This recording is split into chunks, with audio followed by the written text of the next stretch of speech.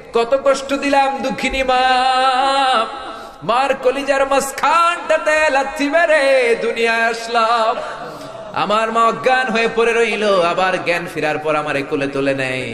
সবাই বলল 10 মাসের কষ্ট এত তাড়াতাড়ি ভুললি কেমনে? আমার মা জবাবে বললেন, তোমরা বুঝবা না, যখন আমি আমার সন্তান কোলে লইছি, বুকে লইছি, চুমা খাইছি রে, 10 মাসের সব কষ্ট আমি 1 মিনিটে ভুলা ফালাইছি। জানি না কোন ভাইয়ের ওই জনম দুঃখিনী মায়ের কবরে আগুন জ্বলে, কোন ভাইয়ের আব্বা জানের কবরে আগুন জ্বলে, দাদার কবরে, দাদির কবরে, নানার কবরে, নানির কবরে আগুন জ্বলে।